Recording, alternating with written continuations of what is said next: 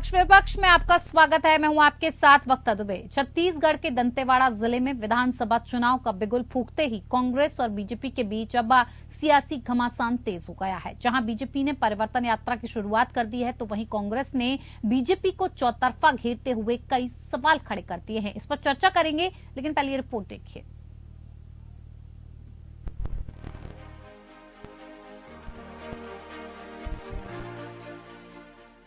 छत्तीसगढ़ में कांग्रेस और बीजेपी के बीच सियासी घमासान तेज हो गया है।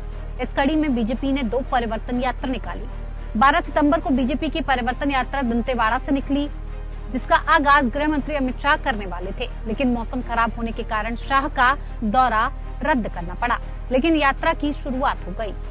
वहीं 15 सितंबर से दूसरी परिवर्तन यात्रा जशपुर से शुरू होगी। इसका आगाज भाजपा के राष्ट्रीय अध्यक्ष जेपी नड्डा करेंगे। बीजेपी के चुनाव प्रभारी ओम माथुर ने परिवर्तन रथ की पूजा अर्चना की। उन्होंने कहा कि हमारा मकसद केंद्र की योजनाओं का प्रचार प्रसार और छत्तीसगढ़ सरकार के भ्रष्टाचार को उजागर करना है। इस 12 तारीख और 15 तारीख से 2 विजय संकल्प यात्रा, 12 तारीख को दंतेवाड़ा से और 15 तारीख को जशपुर से 2 हमारी परिवर्तन यात्रा जन जागरण के लिए, साथ ही साथ आदरणीय प्रधानमंत्री जी की लोक कल्याण योजनाओं को घर घर पहुंचाने के लिए, हमारे लाभार्थियों से सम्मेलन करने के लिए और इस भारत सरकार के भ्रष्टाचार को उजागर करने के लिए परिवर्तन यात्रा है। निश्चित रूप से ये परिवर्तन यात्रा छत्तीसगढ़ में एक नया इतिहास लिखने जा रही है।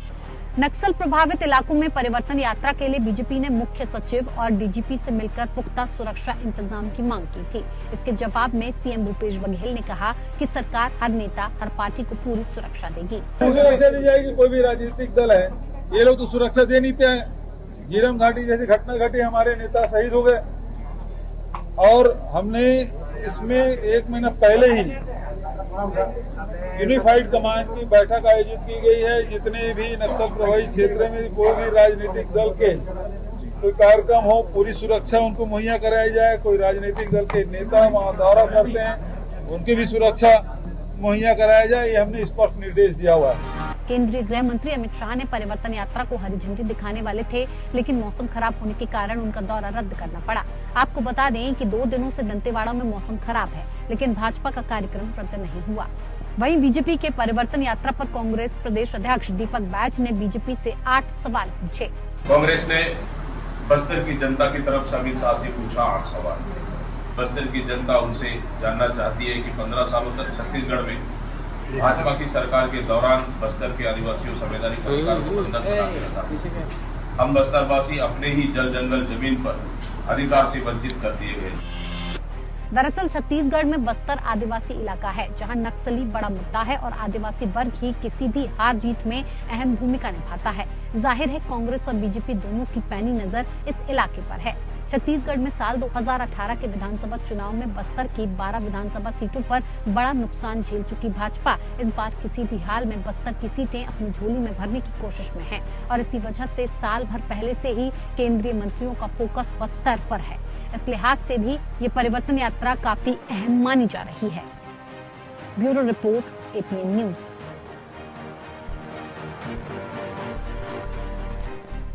छत्तीसगढ़ में विधानसभा चुनाव का बिगुल फूंका जा चुका है। भाजपा और कांग्रेस एक दूसरे पर हमलावर नजर आ रही हैं, साथ ही साथ सवाल जवाब कर रही हैं। एक तरफ परिवर्तन यात्रा निकालकर कांग्रेस की नाकामियों को, विफलताओं को गिनाने का काम किया जा रहा है, तो कांग्रेस कह रही है कि 15 साल से सरकार होने के बाद भी आपने क्या कुछ किया। कई सवाल ऐसे हैं जो जनता के सामने खड़े हो गए हैं कि आखिर सरकार के लिए चुना जाए तो किसे चुना जाए, यही समझने की आज कोशिश करेंगे कि भाजपा के साथ साथ कांग्रेस मैदान में उतरी हुई है, साथ ही साथ आम आदमी पार्टी भी मैदान में है, तो किस तरह की रणनीति तैयार की गई है। इसी पर बातचीत के लिए हमारे साथ खास मेहमान जुड़े हुए हैं, जिनसे मैं आपका परिचय करवा देती हूं। गौरव मिश्रा, प्रवक्ता बीजेपी, हमारे साथ जुड़े हुए हैं, बहुत स्वागत है सर आपका। साथ ही साथ विजय कौशिक, प्रवक्ता कांग्रेस, हमारे साथ जुड़े हुए हैं, आपका भी बहुत स्वागत है सर। और राजलक्ष्मी जोशी, राजनीतिक विश्लेषक के तौर पर हमारे साथ जुड़ी हुई हैं, आपका भी बहुत बहुत स्वागत है। सबसे पहले शुरुआत गौरव जी आपसे करते हैं, क्योंकि आज परिवर्तन यात्रा की जो शुरुआत थी वो शुरू हो चुकी है। ऐसे में सबसे पहले आपसे यही जानना चाहते हैं कि लगातार हर प्रदेश में जहां जहां विधानसभा चुनाव हो रहे हैं वहां पर परिवर्तन यात्रा की जा रही है। कांग्रेस पार्टी की विफलताओं को गिनाने का काम किया जा रहा है कि जो भ्रष्टाचार किया है उसे हम उजागर करेंगे।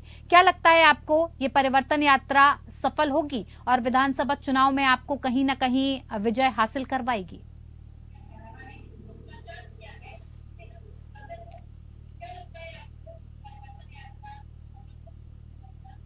गौरव मिश्रा, आपको आवाज पहुंच पा रही है?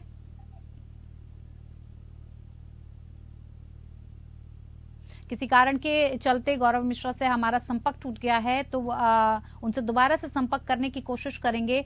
विजय कौशिक जी भी हमारे साथ कांग्रेस के जुड़े हुए हैं। विजय जी, क्या लगता है आपको, जिस तरह से परिवर्तन यात्राएं निकाली जा रही हैं, विफलताओं को गिनाकर कहा जा रहा है कि इस बार भाजपा सरकार, जो मंत्र दिया जा रहा है छत्तीसगढ़ में, आपको लगता है कि ये जो परिवर्तन यात्राएं हैं ये आप पर भारी पड़ सकती हैं? और अगर इसका काउंटर करना पड़ा आपको तो क्या कुछ करेंगे? देखिए, सबसे पहली बात तो हम भाजपा से कहते हैं, माननीय मोदी जी से कहते हैं, माननीय मोदी जी इन प्रदेशों के चुनावों को छोड़िए। क्यों? क्योंकि आपने तमाम तरह के झूठे वादे मणिपुर में किए थे। आज इसका रिजल्ट क्या है? मणिपुर जल रहा है। आपको वहाँ की आग बुझानी चाहिए। आपको वहाँ पर भाईचारा कायम करना चाहिए। आपको वहाँ के लोगों के साथ जो गलत काम हो रहे हैं उन पर रोक लगानी चाहिए। लेकिन आप तो चुनाव में इतने व्यस्त हैं। आप उस दौरान भी कभी कर्नाटक में घूमते रहे, कभी विदेश यात्राओं में जुटे रहे। तो अब ये छत्तीसगढ़ का चुनाव कांग्रेस के ऊपर छोड़ दीजिए, क्योंकि जनता अच्छी तरह जानती है और वहाँ के लोगों ने कांग्रेस के ऊपर विश्वास जताया है और आगे भी उनके भरोसे पर हम कायम हैं। तो निश्चित तौर पर दोबारा से एक बार फिर हमारी सरकार बनने जा रही है। यही कारण है कि मोदी सरकार डर के कारण एक देश एक चुनाव का नारा देकर देश की जनता को बरगलाकर, लेकिन ये तो कह रहे हैं कि भ्रष्टाचार इतना किया है, उजागर तो करेंगे ही। भ्रष्टाचार आपने इतना कर दिया कि अब आपकी सरकार को हटाना है, बीजेपी कह रही है। देखिए, ये दरअसल इन्होंने भूपेश बघेल जी का तो काम देखा नहीं, कांग्रेस पार्टी का तो काम देखा नहीं। इन्हें तो अपने घोटाले और भ्रष्टाचार याद है, तो ये उनकी बात करते हैं। लेकिन हमें विश्वास दिलाते हैं बीजेपी के जिन जिन लोगों ने भी भ्रष्टाचार किए छत्तीसगढ़ में, उन लोगों को हम जेल पहुंचाएंगे। निश्चित तौर पर हम अपना भ्रष्टाचार के खिलाफ जो अभियान है, चाहे वो राजस्थान में हमारा चल रहा है, चाहे वो छत्तीसगढ़ में चल रहा है, हम वहाँ पर इन भ्रष्टाचारियों और बेईमान लोगों को जेल में इसी प्रकार अंदर पहुंचाएंगे कि भाजपा ये सोचेगी कि आखिर हुआ तो हुआ क्या। बिल्कुल।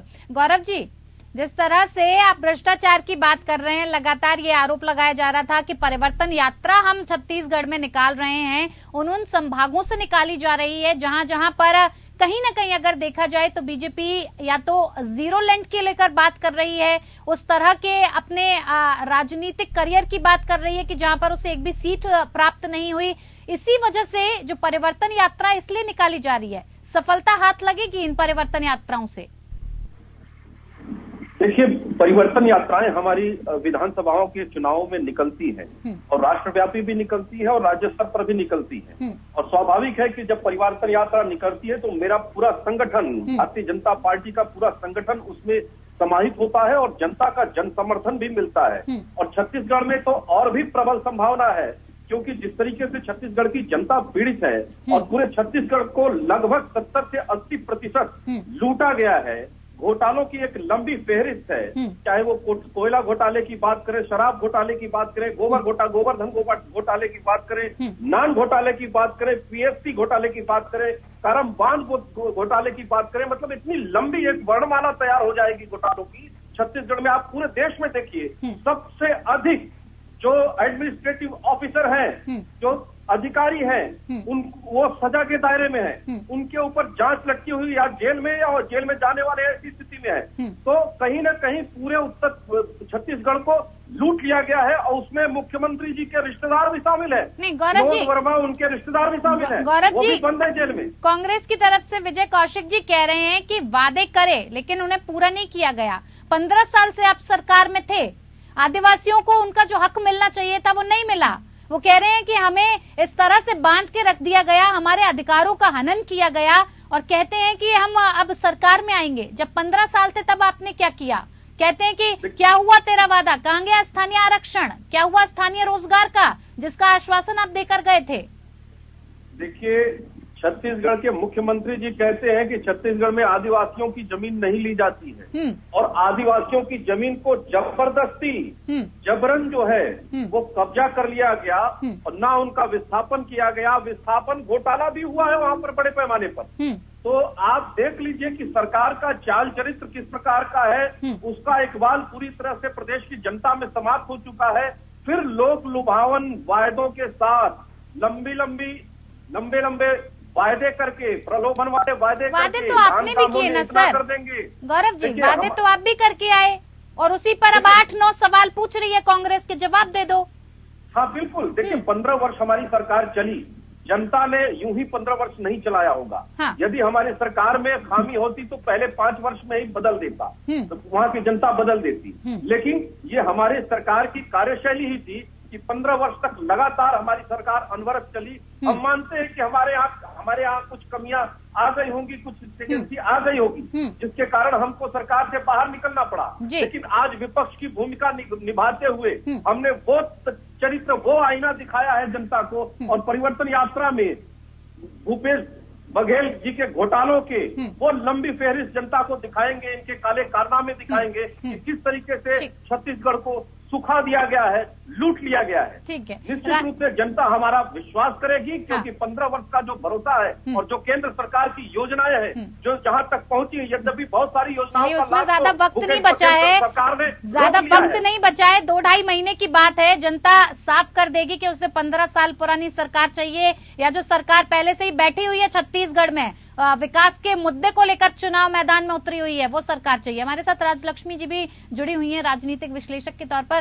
राजलक्ष्मी जी, आपको क्या लगता है जिस तरह से दोनों ही पार्टियां अपनी अपनी बातों को, अपने अपने कामों को, अपने अपने विकासों को आगे रख रही हैं, कांग्रेस पार्टी सीधे तौर पर कह रही है कि चुनाव इस बार विधानसभा का लड़ा जाएगा छत्तीसगढ़ में तो वह विकास के मुद्दे पर लड़ा जाएगा।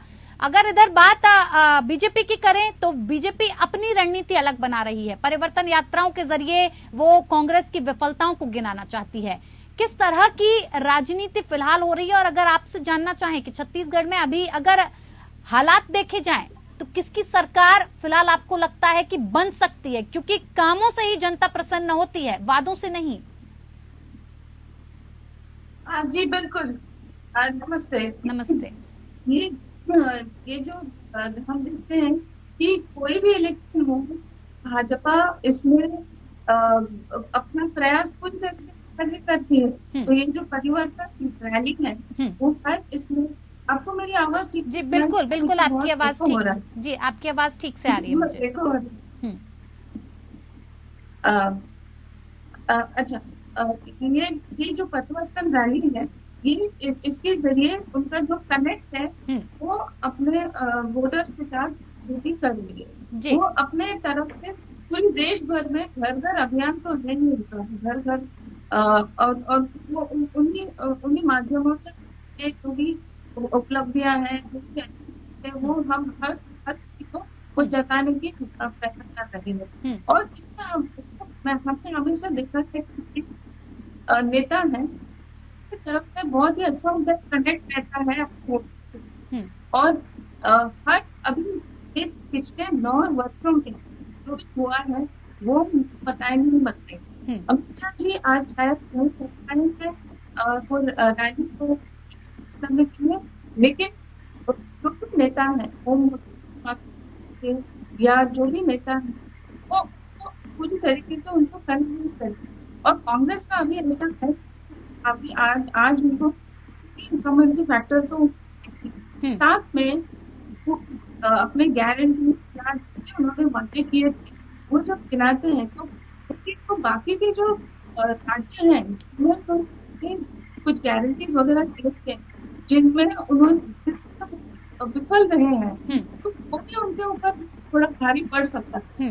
जबकि आप अगर देखें तो बीजेपी के जितने भी डेवलपमेंट के जो कार्य है, डेवलपमेंट हमेशा बीजेपी की पिछले 9 वर्षों में आप रिपोर्ट कार्ड अगर देखेंगे तो बहुत ही भारी है बीजेपी, तो उनको वो उसका हमेशा फायदा ही रहेगा। इसलिए तो उनकी जो वन नेशन इलेक्शन की बात हो रही थी, कभी उस वक्त ये जो पक्ष जो सभी पार्टियां हैं इसके खिलाफ इसलिए है कि वो जानते हैं कि अगर ऐसी कोई परिस्थिति होती है तो फिर हो सकता है कि वो राज्य की जो इलेक्शन हो उस पर भी उनको बहुत गहरा असर पड़े, क्योंकि जो देश भर में जो एक इंफ्रास्ट्रक्चर हेल्थ हो या अगर पानी हो, महिलाओं की विषय, आदिवासियों के विषय अगर आप देखते हैं तो आज हमारे राष्ट्रपति जो है वो महिला है और वो आदिवासी है,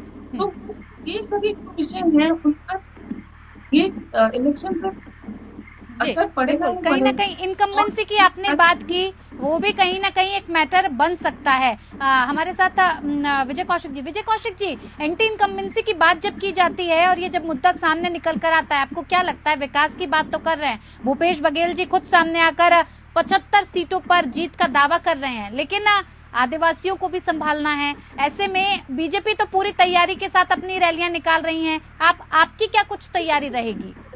कैसे संभालेंगे ये इनकम्बेंसी को आप?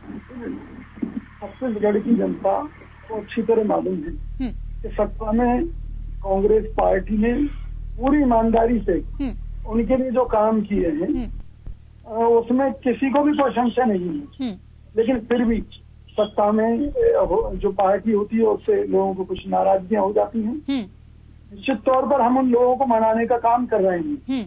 इसके साथ साथ हम बीजेपी की जो सही तस्वीर है वो जनता को दिखा रहे हैं कि किस तरह से उन्होंने डबल इंजन की सरकार करके कई प्रदेशों का बेड़ा गर्क कर दिया है। तो निश्चित तौर पर जो जनता है उसका भरोसा हम जीतने में कामयाब हो रहे हैं। इस तरह से हम हिमाचल में जीते, इसी तरीके से हमने कर्नाटक में जीत हासिल की, जहां मोदी जी घर घर घूमे। इस वक्त आपके पास विजय कौशिक जी बड़ी चुनौती ये है, लगाया गया। हाँ, बड़ी चुनौती आपके ऊपर ये है इस वक्त की, छत्तीसगढ़ में पहले से ही आपकी सरकार है, इसे बचाए रखने की चुनौती सबसे बड़ी है। जी मैं तो मान रहा हूँ, हाँ, लेकिन राष्ट्रीय स्तर पर जो इनका चरित्र है, बीजेपी का चाम चरित्र चेहरा है, उसको देखते हुए जनता को समझाना आसान है, उनको बताना आसान है। यही कारण है कि राजस्थान में हम जीतने जा रहे हैं, यही कारण है कि हम मध्य प्रदेश में जीतने जा रहे हैं, यही कारण है कि हम कर्नाटक में जीते, यही कारण है कि हम छत्तीसगढ़ में जीतने जा रहे हैं। मैंने कहा ना कि कांग्रेस की एक खूबी है, हम अपने नेता राहुल गांधी जी को भगवान नहीं मानते। खुद राहुल गांधी जी कहते हैं वो एक आम इंसान है, उनसे गलती हो जाती है, बिल्कुल गलती अगर हमसे होती है तो हम माफी भी मांगते हैं। लेकिन मोदी जी की पार्टी, इनके शिष्य कहते हैं कि मोदी जी तो भगवान है। तो आप ये बताइए, जहाँ अंधभक्ति इतनी हो तो वहाँ तो ये गलत भी करते हैं जब भी ये कहते हैं कि भगवान जो कर रहे हैं ठीक कर रहे हैं। गौरव जी, आज जनरल वीके सिंह ने कह दिया ना, ठीक है, कि भाई पीओके भारत में मिल जाएगा, अपने आप मिल जाएगा। भाई जब सब काम अपने आप हो जाएंगे तो भाई फिर मोदी जी की जरूरत क्या है? नहीं, कोई तो रणनीति रही होगी। खैर ये मुद्दा नहीं है, फिलहाल भटकेंगे नहीं मुद्दे से। बिल्कुल काम करके दिखाते हैं। ठीक है गौरव जी, आपका छत्तीसगढ़ में एक चल रहा है प्रयोग, बस्तर और सरगुजा प्लान, क्या है ये जरा समझा दीजिए, क्योंकि ये दोनों ही जो जिले हैं, अगर बात की जाए तो इन दोनों ही इलाकों में आदिवासी बाहुल्य सबसे ज्यादा है, और छत्तीसगढ़ की जब बात आती है तो कहीं ना कहीं इन चुनावों में अपनी भागीदारी और अहम भूमिका निभाने का काम किया जाता है। तो क्या लगता है आपको, जिस तरह से बस्तर में और सरगुजा में सीएम और डिप्टी सीएम दोनों को ही उन्हीं के गढ़ में घेरने की तैयारी तो नहीं कर रहे हैं आप? देखिए बिल्कुल, बस्तर भारत के मानचित्र पर उभरता हुआ एक ऐसा जिला है जो हमेशा नक्सलवाद के लिए जाना जाता है, तमाम सारी घटनाओं के लिए जाना जाता है। लेकिन भारतीय जनता पार्टी की सरकार के दौरान नक्सल मूवमेंट को किस तरीके से हैंडल किया गया, सप्रेस किया गया, खत्म किया गया, और अब तो लगभग उन्मूलन हो चुका है। आज ऐसा वातावरण, ऐसा माहौल बन गया है कि बस्तर जैसे स्थान से भी, जहां 12 विधानसभा सीटें आती है, वहां से भी हमारी पार्टी परिवर्तन यात्रा की शुरुआत करती है। और वो बहुत दुर्गम क्षेत्र रहा जहां पर विकास पहुंचा ही नहीं, और वो एक प्रकार से नक्सलवाद की प्रयोगशाला बन करके रह गया। उसमें बहुत बढ़िया खाद पानी देने का काम कांग्रेस की सरकारों ने किया, चाहे वर्तमान की सरकार हो और चाहे जोगी जी की सरकार रही। तो हमेशा से ही आदिवासियों के मुद्दे पर कांग्रेस ने उनको हमेशा निम्नतर स्तर पर ला करके रखा और उनके संसाधनों को छीनने का, उनके लोक मान्यताओं को नष्ट और भ्रष्ट करने का कांग्रेस पार्टी ने काम किया, जिसकी कीमत भी उनको चुकानी पड़ी। नहीं, नक्सलवाद तो बहुत बड़ी समस्या है, लेकिन 26 सीटों की बात की जाए तो उस पर आप पहले शून्य रहे थे। हम जहां कमजोर हैं या जहां नहीं हैं, वहां पर निश्चित रूप से हम अपनी उपस्थिति दर्ज कराएंगे और बहुत दमदारी के साथ कराएंगे और विजय से भी हासिल करेंगे। इसमें कोई संशय वाली कहीं दूर दूर तक बात ही नहीं है। भारतीय जनता पार्टी की लोकप्रियता सिर्फ छत्तीसगढ़ के एक कोने तक सीमित नहीं है। आज पूर्वोत्तर के राज्यों में भारतीय जनता पार्टी की सरकारें चल रही हैं। दक्षिण में तमिलनाडु में भारतीय जनता पार्टी का झंडा बुलंद हो रहा है, तेलंगाना में हो रहा है। कोई ऐसा क्षेत्र नहीं है जहां हमारी स्वीकार्यता नहीं बढ़ी है, और स्वीकार्यता तो पूरे विश्व में बढ़ी है। जिस महामानव की बात कर रहे हैं ये, जिसको ये अभी चुनौती देने का काम कर रहे हैं, दुनिया के तमाम ताकतवर देशों ने बाकायदे उनका सम्मान किया, नतमस्तक होकर धन्यवाद देते मुंह नहीं सक रहा उन लोगों का।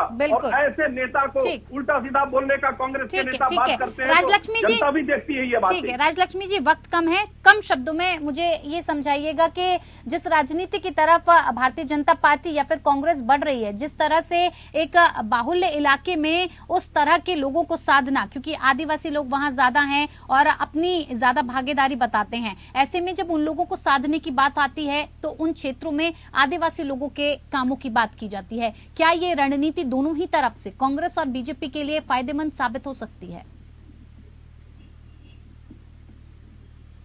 जी देखिए, नरेंद्र मोदी का जो एक प्रयास है, वो कहते हैं सबका साथ सबका विकास, और उसी के साथ वो ये भी कहते हैं जन भागीदारी जो ये सबसे अधिक, मतलब ये इसके ऊपर उन्होंने बहुत एक महत्वपूर्ण भूमिका उन्होंने बताई, क्योंकि जो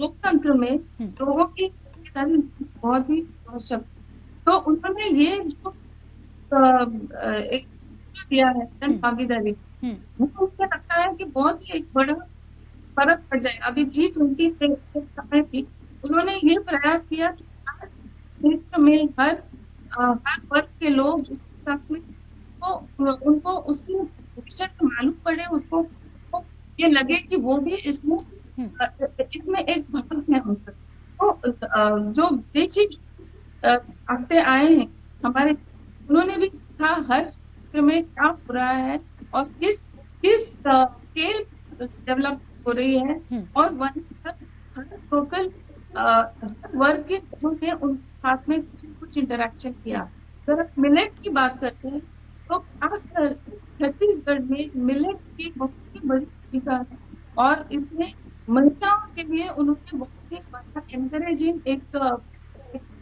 तो ये जो मिलेट्स है, आपने देखा कि उन्होंने उनको UN तक लेके गए और इंटरनेशनल ईयर ऑफ मिलेट बना, और मिलेट्स कैफे जो महिला जो उन्होंने जो जिसको एनकरेज किया है, जो विश्व भर में उन्होंने प्रकट किया, तो उसमें ये सब क्या है कि जो महिलाएं हैं और जो आदिवासी उनकी जो हैंडीक्राफ्ट है वो पूरे विश्व में उन्होंने बिल्कुल बिल्कुल राजलक्ष्मी जी बना रहे, तो इस सब का बहुत ही बड़ा फर्क पड़ेगा, क्योंकि लोगों के ऊपर एक उनको हो जाता है ऐसे सरकार। बिल्कुल राजलक्ष्मी जी, क्योंकि छत्तीसगढ़ की जो सियासत है उसमें लगातार इस बात को कहा जाता है कि सत्ता का रास्ता सरगुजा से होकर ही गुजरता है, और कहीं ना कहीं दोनों ही पार्टियां इस बात को बखूबी समझती हैं कि अगर छत्तीसगढ़ की सत्ता पानी है तो सरगुजा और बस्तर से होकर गुजरना पड़ेगा, उसे संभाल कर रखना पड़ेगा। फिलहाल आप सारे मेहमानों का बहुत बहुत धन्यवाद हमारे साथ इस खास पेशकश में जुड़े रहने के लिए। तो पक्ष पे मेरे साथ फिलहाल इतना ही। नमस्कार।